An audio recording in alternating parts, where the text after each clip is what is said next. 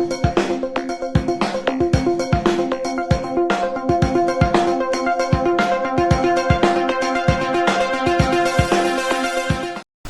الله الرحمن الرحيم، والصلاة والسلام على أشرف المرسلين سيدنا محمد وعلى آله وصحابته أجمعين.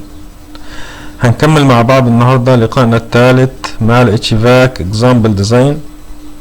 كنا خلصنا في المحاضرة اللي عدت السكادجولز في مكتبة المشروع بالنسبة للهاب. كنا خلصنا السكادجولز وعملنا الفان ثرموستات سكادجولز وعملنا البيبل وعملنا اللايتنج سكادجولز. النهارده ان شاء الله هنتعلم ازاي هنخلص التعريف الجدران وتعريف الاسقف والنوافذ. فبالنسبه للجدار، لو انا بصيت على المستورده من برنامج الريفت هلاقيه ان هو عامل لي جدار. هبص ستاندرد ديفولت وولز، عامل جدار. طبعا الجدار بيتعرف من الداخل الى الخارج. اول طبقة الطبقة الداخلية اللي هي مقاومة الهواء الداخلية، المقاومة الحرارية للهواء اللي هي 12%. بعد كده عمل هو طبقة جبسن بورد عرضها 15 ملي، ودي المقاومة الحرارية بتاعتها، وبعدين فراغ هواء ودي المقاومة بتاعته، وبعدين لايت ويت كونكريت بلوك سمكه 10 سم. ده انا شايف ان هو مش منطقي، احنا ممكن نخلي ده هيفي او كونكريت بلوك 20 سنتي. كونكريت بلوك 20.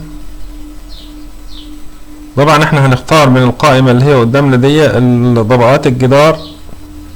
فينا عندي كومن بريك، وفي عندي كونكريت بلوك اهي، كونكريت بلوك لايت ويت كونكريت بلوك 20 سنتي. والفيس بريك اللي هو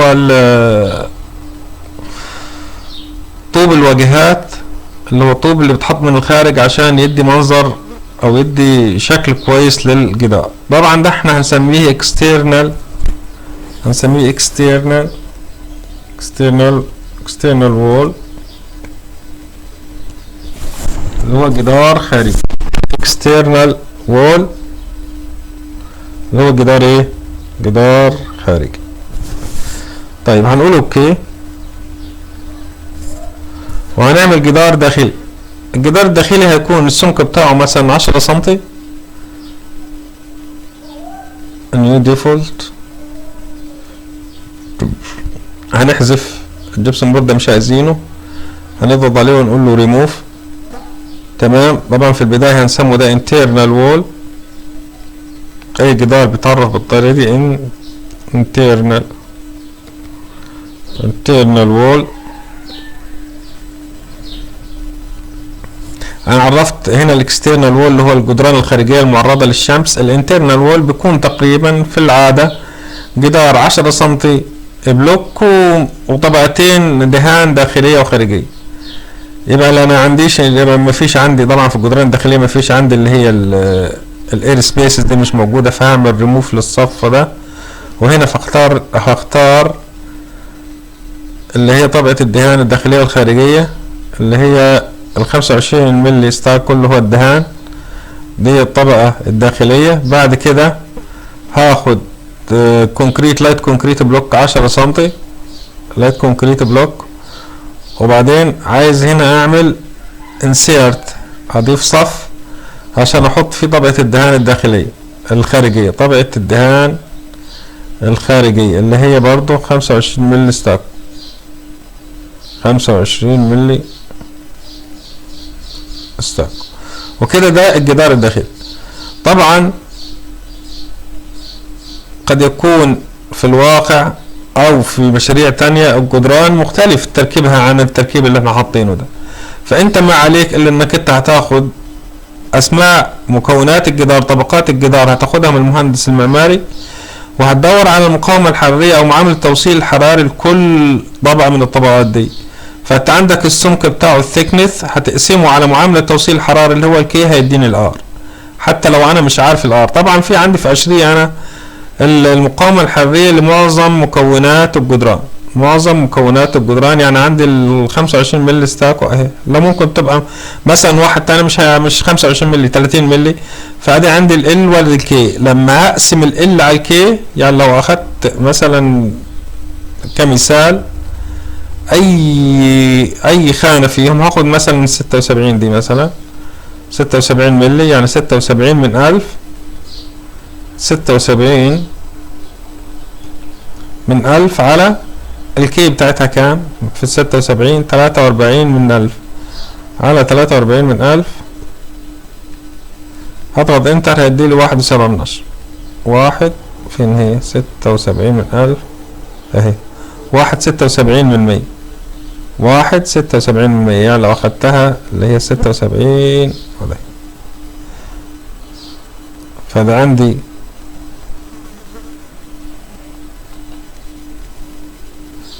عندي ادي الثيكنس في كل طبقة من طبقات الجدران. لو انا خد ده مثلا، ادي عندي الثيكنس 76 ملي، يعني 76 من 1000 اقسمه على الكي 43 من 1000 هيديني الار. هاخد البيانات دي وزي ما هي كده هروح حاططها، عامل لها صف هنا وحاططها هنا في الجدول. بعد ما اخلص طبقات الجدار من الداخل الى الخارج هقول له اوكي، هيديلي تعريف الجدار. اديلي الجدار المعرف، اداني الار هنا 1.93 واط على المتر المربع لكل كلفة. ده ايه تعريف الجدار. يبقى مرة تانية تعريف الجدار هكتب اسمه اذا كان جدار خارجي او جدار داخلي. هاخد طبقات المكونة اللايرز المكونة للجدار ده من المهندس المعماري، هدور على كل لايرز، هعرف السكنس بتاعه كام، وهعرف معاملة توصيل الحرارة بتاعه كام.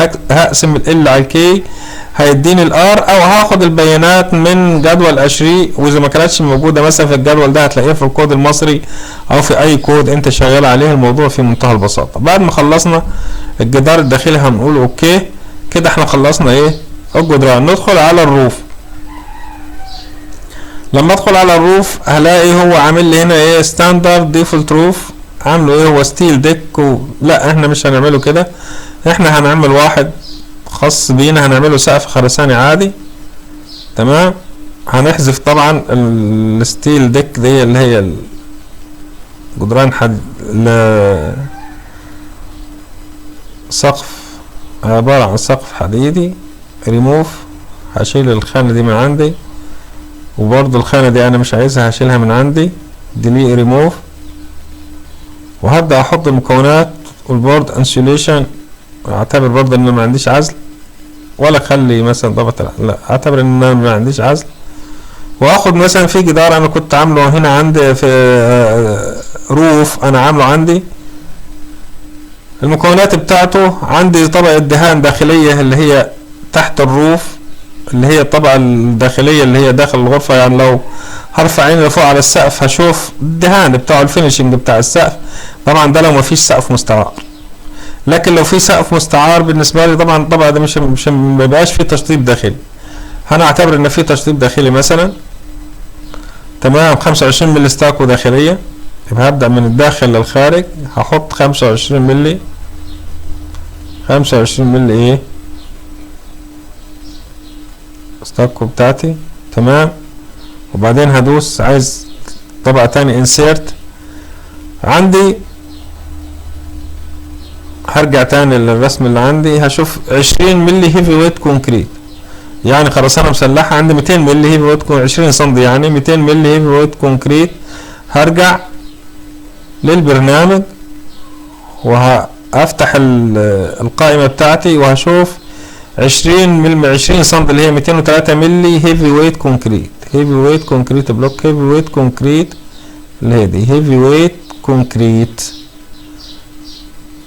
تمام. بعد كده يبقى انا عندي طبقة الدهان الداخلية، لو مش موجودة او عندي سقف مستعار مش هحطها. تمام. يبقى عندي طبقة الخرسانة. فوق طبقة الخرسانة في طبقة، انا اعتبر ان السقف ده فوقيه مثلا متشطب من فوق، عبارة عن تشطيب بلاط، فبيبقى فوق البلاط تحتيه ردمة رملة. الساند بتاعتي 100 مللي، فال100 مللي ساند طبقة الرمال. معاملة التوصيل الحراري بتاعها اللي هي 10 سم، يعني معاملة التوصيل بتاعها 33 من 100 واط على المتر كلفة. فهاخد هقسم الار على هقسم ال على الكي، هجيب الار، يبقى 1/10 على 33% هيديني 3/10 متر مربع كلفن على الوات. هدخل البيانات دي 3/10. طبعا هعمل انسيرت صف جديد عندي، سوري ريموف دي، هعمل انسيرت هنا صف جديد انسيرت، هقول له انا عندي ايه ساند رملة السماكة بتاعتها 10 سنتي 100 ملي، والار بتاعتها 33%، الار بتاعتها 33%. تمام. فوق الرملة في ايه؟ فوق الرملة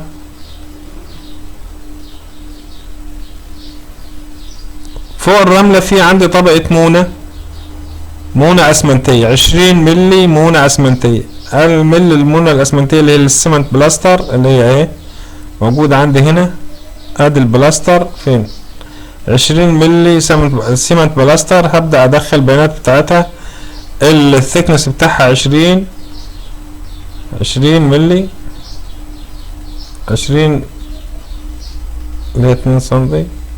خلاص دي الرملة. هعمل انسيرت تاني، انسيرت صف جديد اللي هي السمنت بلاستر، سمنت بلاستر، الثيكنس بتاعها 20 ملي، 20 ملي. الدنستي بتاعتها الكي بتاعها طبعا ماليش خانة هناك، للرو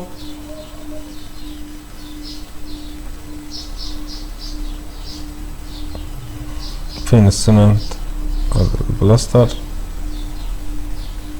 عشان ما توهش. فانا عندي الثيكنس 20 والرو 1602، ادي الرو 1602، وعندي الار بتاعتي 26 من 1000، الار 26 من 1000، 26 من 1000. بعد كده في طبقة تانية اللي هي طبقة البلاط او المزايكو الموجود اللي هو التريزو ده، insert اللي هو التريزو، سوري تريزو، طبقة بلاط دي السماكة بتاعتها مثلا هقول 30 ملي 3 سنتي، وعندي الكي بتاعها 1/73، فاقسم 30 من 100، 30 من 100 على 1/73 هيديني الار، على 1/73 يديني 17 من 100، الار بتاعتها 17 من 100. هروح حاطط الار، مدون الار بتاعتها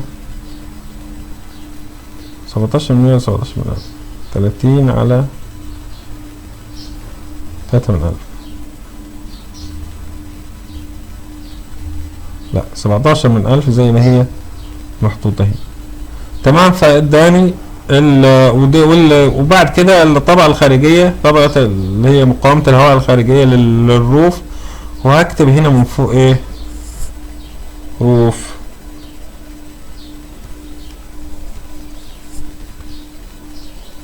فانا كده عرفت الجدار الداخلي والجدار الخارجي، وعرفت ايه الروف.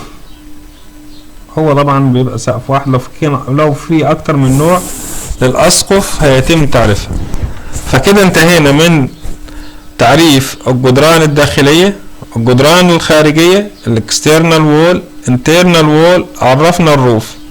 بعد كده هتدخل على الويندوز. طبعا هو معرف كل الويندوز اللي عنده على الريفت، واستعار تم استيراد هذه المعلومات، لكن في الاجمالي او في العام الروف عندك طريقتين، الويندوز عندك طريقتين لادخال الويندوز. الطريقه الاولى طريقه بسيطه جدا، انك انت ما عندكش التفاصيل، فبتدخل طول وعرض، طول النافذه وعرض النافذه، وعندك المتوسط للزجاج، المتوسط اليو فاليو للزجاج 3 و33% زي هي مكتوبه قدامك.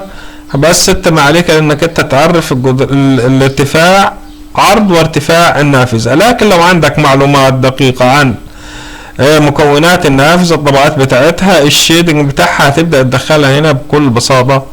تمام، وهتعمل انواع النوافذ الموجوده عندك. تمام، يبقى كده خلصنا من الابواب والشبابيك والنوافذ. الخطوه اللي جايه بعد كده، خلاص احنا خلصنا من مكتبه المشروع. الخطوه اللي جايه بعد كده هندخل على تعريف الويزر انبوت.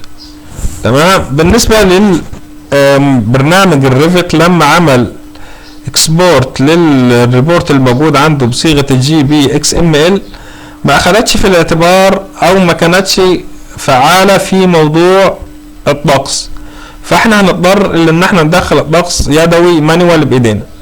طبعا هتبدا هنا بالريجون، يعني المنطقه اللي الطقس فيه 4 تبويبات، لكن احنا اللي يهمنا التبويب الاول اللي هو الديزاين بارامترز، يعني عوامل التصميم. هتبدا في الريجون اللي هي المنطقه اللي فيها المشروع بتاعك، فهو عندك هنا يا اما اليو اس اي او في اوروبا او امريكا اللاتينيه او الميدل ايست. احنا هنختار الميدل ايست. بعد ما تختار الميدل ايست، اللوكيشن في انهي بلد، هتختار البلد بتاعتك وليكن مثلا ايجيبت. بعد ما تختار البلد هتلاقي في كل مدينة البرنامج، في كل بلد البرنامج حاطط مجموعة من المدن معرف الطقس ليه. ولكن للأسف هنا في القاهرة مثلا ما حاططش، في مصر ما حاططش إلا مش معرف إلا مدينة القاهرة فقط. طيب أنا هعمل إيه؟ إزاي هجيب المعلومات دي؟ هجيب المعلومات دي من فين؟ هتجيب المعلومات بتاعتك دي من فين؟ اول حاجه ايه هي المعلومات اللي هو عايزها؟ اول حاجه عايز حاجه اسمها اللاتيتيود. اللاتيتيود اللي هي دايره العرض. دوائر العرض اللي اعلى خط الاستواء النورث تاخد قيمه موجبه، ودوائر العرض الاسفل خط الاستواء الويست بتاع النورث الساوث بتاخد قيمه سالبه. اما بالنسبه لللونجيتيود اللي هو خط الطول، فهو خطوط الطول شرق خط جرينتش الايست بتاخد قيمة سالبة، غرب خط جرينتش الويست بتاخد قيمة موجبة. الاليفيشن ده هو الارتفاع عن مستوى سطح البحر.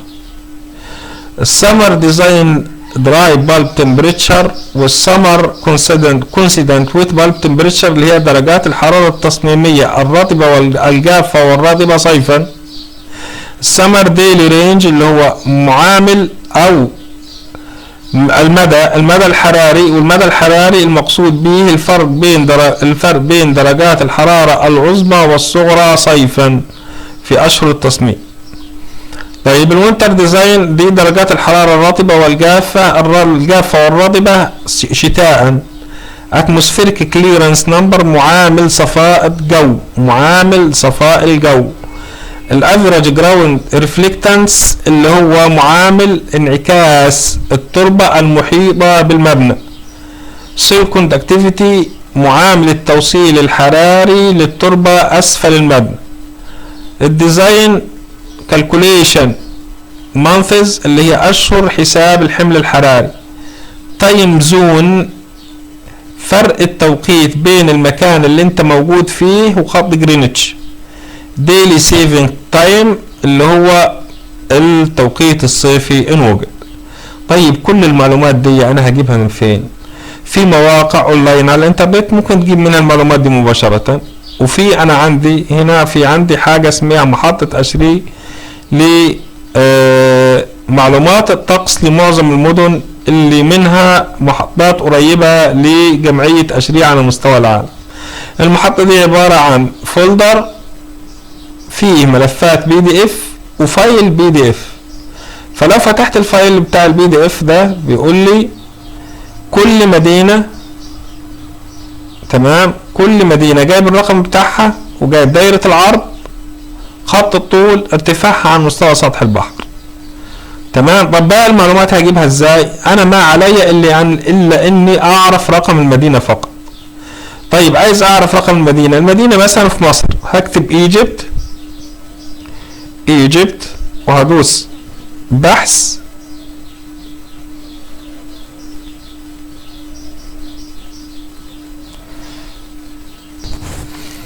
لما ادوس بحث هتظهر لي جمهورية مصر العربية وكل المدن المتاحة في مصر. هلاقي مثلا الاسكندرية، اسوان، القاهرة، العريش، الاسماعيلية، الغردقة، القصير، مدينة الاقصر، مرسى مطروح، المنيا، بورسعيد. طيب انا هعتبر المشروع بتاعي مثلا في مدينة الاسكندرية، فهكتب هنا الكسندريا وهاخد المعلومات بتاع مدينة اسكندرية. هرجع تاني للملف الPDF اللي انا كنت فاتحه. تمام، بقول لي مدينة الاسكندرية رقمها 623 180. هرجع على المحطة بتاعت اشري دي وهاجي هنا في البحث هكتب 623 180 وهضغط انتر. هيديني الفايل مكتوب عليه 623 180. هفتحه هلاقي مكتوب لي من فوق الاسكندرية، وهلاقي كل المعلومات اللي انا عايزها موجودة عندي. كل المعلومات اللي انا عايزها لمدينة الاسكندرية، معلومات الطقس التصميمية موجودة قدامي. اللاتيتيود 31.2 نورث، اللونجيتيود 29 و95 من 100 ايه نورث، الاليفيشن 23 فيت، التايم زون 2 ساعتين شرق يبقى -2، البريود مش عارف وهكذا. طيب انا هرجع للبرنامج بتاعي عشان ادخل المعلومات دي. طبعا انا عندي قدامي الوحدات هنا وحدات مترية. هرجع هقفل النافذة وهرجع اخلي الوحدات دي وحدات بريطانية عشان الملف اللي قدامي بتاع الPDF الوحدات فيه وحدات بريطانية. وهفتح الوزر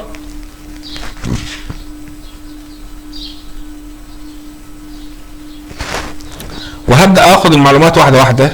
اللاتيتيود 31.2 نورث يعني موجبة 31.2.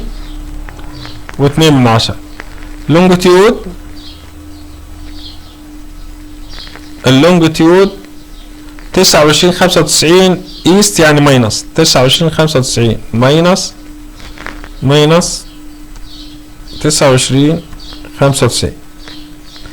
elevation ارتفاع على مستوى سطح البحر 23 فيت. درجات الحرارة التصميمية دي انا اجيبها من فين؟ فانا عندي هنا كذا حاجة كذا خيارات للتصميم، لكن انا هدخل على تصميم الكولينج اللي هو التبريد والدي موديفيكيشن، التبريد والتجفيف، تبريد وتجفيف اللي هي الجزء ده، تبريد وتجفيف اللي هو الجزء ده. تمام، لما هدخل على الجزء ده هلاقي قدامي بالنسبة للكولينج دراي بالب والويت بالب بتاعتها في عندي 3 خيارات، 4/10%، 1%، 2%. ايه الخيارات دي؟ الخيارات دي معناها ان عندي 4/10 مديلي درجة حرارة دي بي دراي بالب ويت بالب، معناها ان عند 4/10% من عدد ساعات السنة درجات الحرارة الواقعية قد تتعدى درجات الحرارة التصميمية. 4/10 من عدد ساعات السنة كلها، فانا عندي عدد ساعات السنة 24 في 365 8760 ساعة. ال4/10 ساعة فيها، ف4/10 ساعة فيها بكام؟ يبقى في 4/10 على 100.